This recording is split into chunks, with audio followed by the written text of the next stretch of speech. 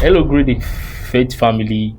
Welcome to this video. This is our first video of the year for January 2026, and I'm glad to have us in this channel.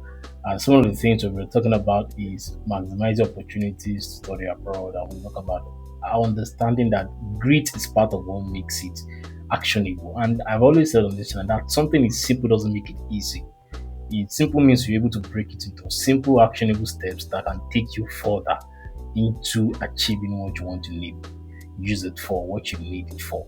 So simple doesn't really make things easy, but it's achievable when we can break it down into actionable steps for us to actualize what we want as a family. Thank you for subscribing. Now we have moved to some number of subscribers.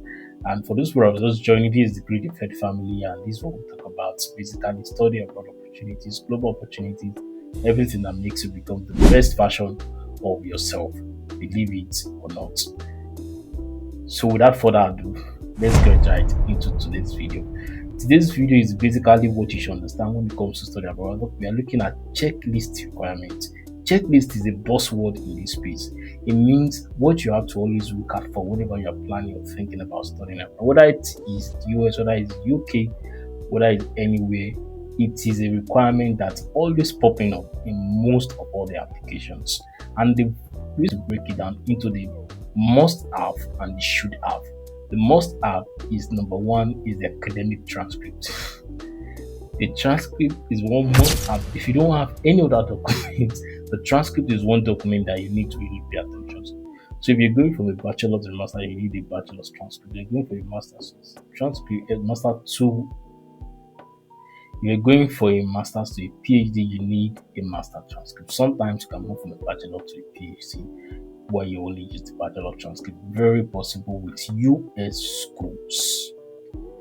So the transcript is one must-have document that you need to really pay attention to. So while you are, for people who are still in school or you're trying to leave out school, this is something that you really need to pay a lot of attention to as a beginner in this space. Even those people in this space, they're not beginners. They're still looking for a way to get that academic transcript as a prospective student.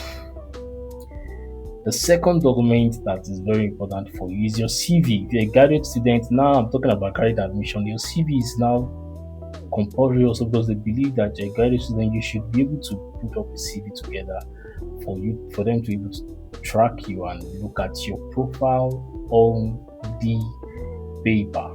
So the CV is also one important document that you must have and can help add something nice to your application. So the CV and the academic transcript comes, and the third one, which is also must have but can also fall under the should have, is your essays. These essays comes in diverse form. We have personal statement, we have people calling it a statement of purpose, you have some people calling it letter of intent, some people call it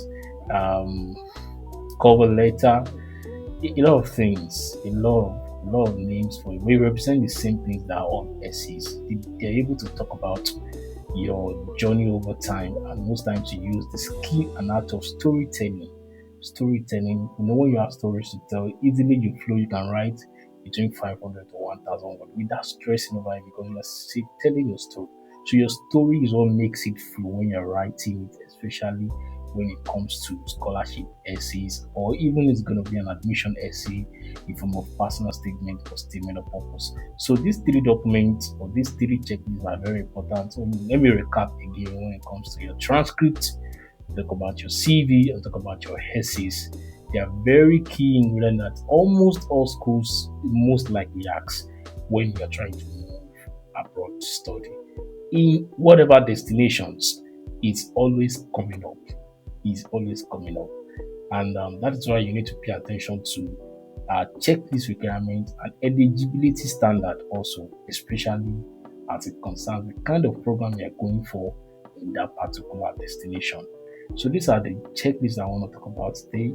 In the next video, I'm talking about several other checklists that are also very important, and I want you to watch out and stay tuned because we have a lot on us for this year. Thank you. See you right in the next video.